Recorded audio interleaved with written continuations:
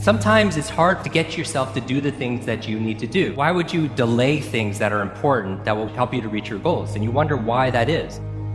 You have this huge goal, yet you cannot seem to push through the mental block. That you have something that you want to do full time, but you can't seem to beat procrastination. This is something that we see over and over and over again. And it's this idea that you don't ever start. You stay trapped in your head. We are what we repeatedly do. There are mental habits that are bad, there are emotional habits that are bad, there are physical habits that are bad. The worst habit, and you're gonna hate me for saying this, the first hour of the day is touching your phone. It's the worst thing you can do because you have that addiction to it. And I'll tell you the reason why you don't want to do it. When you wake up, talking about brainwave states, we're talking about superhero states, your brain cycles through different brainwaves. Beta is when you're most awake. You're in beta, most of you right now. Delta is when you're asleep. In between theta and beta, when you're most awake, is a state called alpha. Right? It's a state you go in when you meditate. States you go into when you do deep breathing. Your character is formed by habits. And habits are formed by discipline or the lack of discipline. You have good habits because you discipline yourself. We have bad habits because we don't discipline ourselves. So that discipline becomes habits, and those habits become our character. I've never really viewed myself as particularly talented. I've viewed myself as, slightly above average in talent. And where I excel is ridiculous, sickening work ethic. While the other guy's sleeping, I'm working. While the other guy's eating, I'm working. Most people who procrastinate they're in a state of procrastination. That's the feeling, right? Or they have a poor strategy for executing things, getting things done. One of the best ways of changing your state is by moving your body, right? Because as your body moves, your brain grooves. The thing about life and business and success is that you have to be willing to start. And for people that procrastinate, starting is the hardest part. For people that worry, for people that think too big, starting is the hardest part.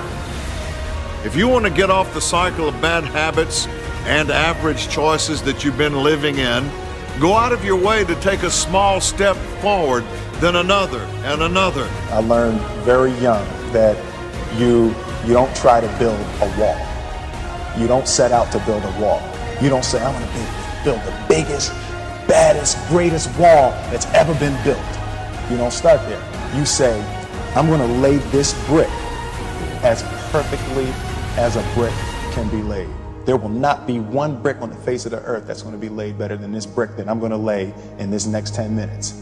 Yeah. And you do that every single day. And soon you have a wall. And soon you have a wall. And I think psychologically, the advantage that gives me over a lot of people that I have been in competition with in different situations is it's difficult to take the first step when you look how big the task is. The task is never huge to me. It's always one brick. How do you force yourself to do it? You can wake up in the morning and say, today I'm committing to making small progress on this thing I'm curious about. I believe there's a success formula, and it takes two parts. It takes first showing up. 50% of success is just showing up. I think in life, you want to show up for your health, show up for your relationships, show up for your career, show up for your service. But just showing up, is that just going to get the job done? No, you have to play full out. Why you're doing the things that you're doing. Why do you have the bad habits that you have? Like when you find yourself at the same point over and over and saying, oh, this is like Groundhog Day.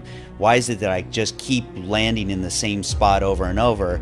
Well, you have to look at it and say, what are the things leading up to that? What are the decisions I'm making? What are the habits I'm doing? Why am I doing the things that I'm doing? And pretty soon you can start to recognize your own patterns. When you can recognize your own patterns, that's when you can create change. You will feel resistance. You will struggle. You will start to feel like it needs to be perfect. You're going to come up with excuses. You're going to talk yourself out of it. Why? Well, because you're used to thinking, and now you're asking yourself to do. Why am I explaining what you should expect? The reason why I'm explaining what you should expect is because it's normal to feel those things. It's normal to feel scared. It's normal to feel like you don't want to do it. It's normal to think about doing it perfect. Letting those things stop you is a choice.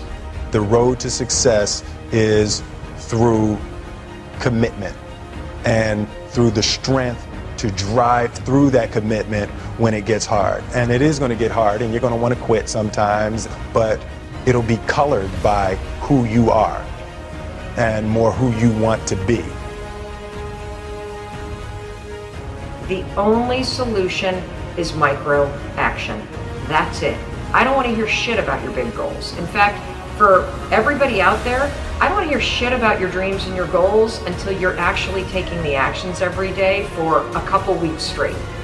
You don't get to talk about your dreams until you can prove that you wake up and every single damn day you push yourself to take one small action forward.